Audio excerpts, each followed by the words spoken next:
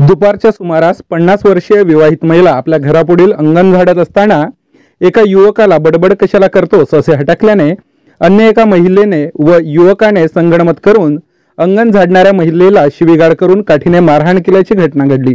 ही घटना लाखनी तालुक्यातील इसापूर गोंडेगाव येथे सकाळी 11 वाजताच्या सुमारास घडली। या घटनेत फिर्यादी महिलेच्या तक्रारीवरून एका विवाहित महिलेसह समीर कान्हेकर व राजकुमार यांच्या विरोधात पलांदूर पोलिसांत गुन्हा दाखल करण्यात आला आहे। पोलीस सूत्रांनुसार घटनेच्या दिवशी दुपारच्या सुमारास घटनेतील फिर्यादी महिलेने आपल्या घरासमोरील अंगण झाडत असताना आरोपी समीर याला बडबड कशाला करतोस असे हटकले।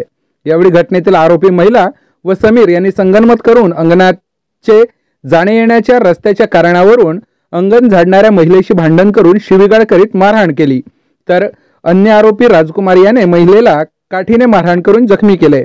या घटनेत फिर्यादीच्या तक्रारीवरून व वैद्यकीय परीक्षण अहवालावरून आरोपी विरोधात पलांदूर पोलिसात गुन्हा दाखल करण्यात आला आहे।